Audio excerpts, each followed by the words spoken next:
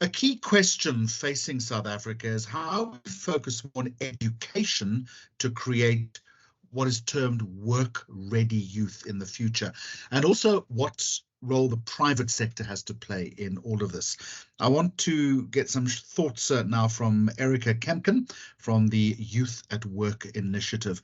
Maybe a starting point, Erica, and a warm welcome to you. What do you mean by work-ready youth?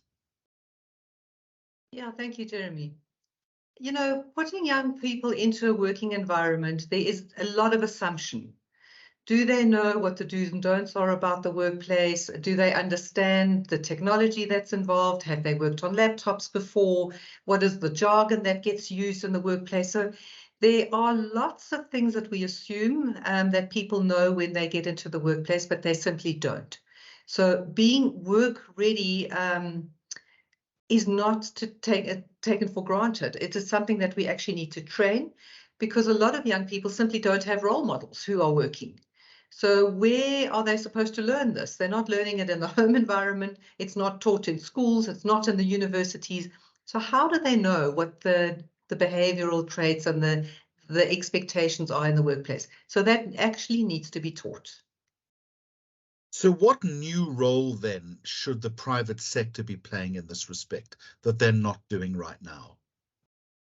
I think the main factor is the private sector is doing a lot. So let me just put it out there. There are companies investing in youth programs. There are others who are investing in education. I think collectively what we've realized is that there is not enough integration.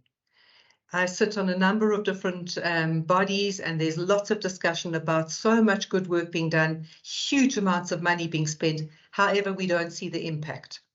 And this is what we need to work on, is if you do this in primary school and we do that in early childhood development, and the next step is what happens in the high school, and everything follows on from one to the next, then we get integration, which can happen into the workplace.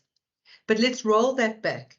Not enough children can read for meaning, which means by the end of primary school and at the age of 16, we already have a massive dropout. We don't have enough children choosing maths and science. We don't have them passing at high enough grades. Again, there's more than 60% who drop out of school before matric, and those in matric want to go to university but don't make it. There's only 1% of the individuals who get to university. So the whole chain is what we need to look at. And we need to work collectively, big employment programs from the government, together with education departments, together with corporates who are investing in key interventions at scale. And once we have that all fine-tuned, we'll see mass impact. So how do you enhance that move towards better integration, towards more systemic collaboration? There are programs that have been started now, the social enterprise program, which is there. Even the Presidential Youth Employment Program is engaging with a lot of implementation partners to streamline those processes and integrations. But I think as business, we also need to hold those conversations. I've just come from a meeting at YES, the Youth Employment Services, where we spoke about exactly that. How can we engage the corporate funders, not only for the YES program, but YES plus education?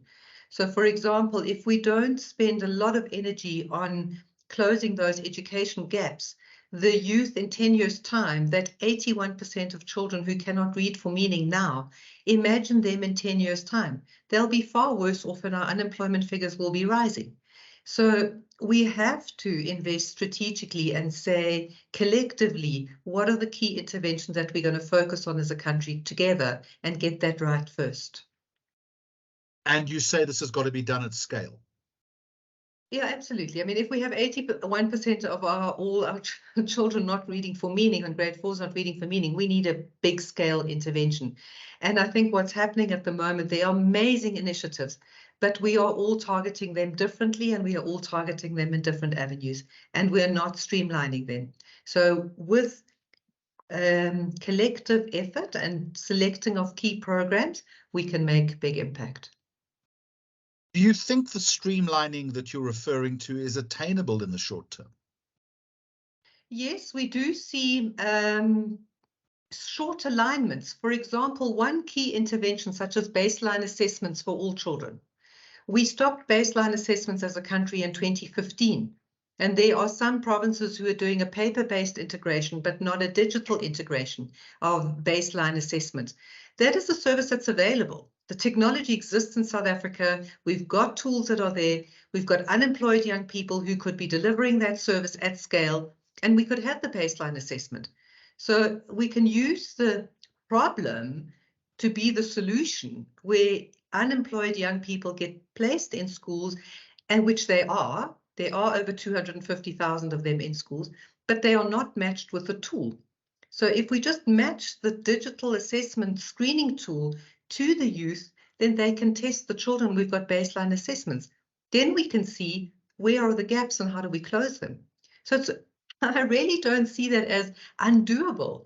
I really think we do have the technology. We've got the solution of the opportunity of using unemployed youth. We've got a crisis in education. We just need to put more youth in education with the tool. And just make sure that all of those touch points are effectively threaded. Erica Kempken, thank you very much indeed from Youth at Work. Thank you.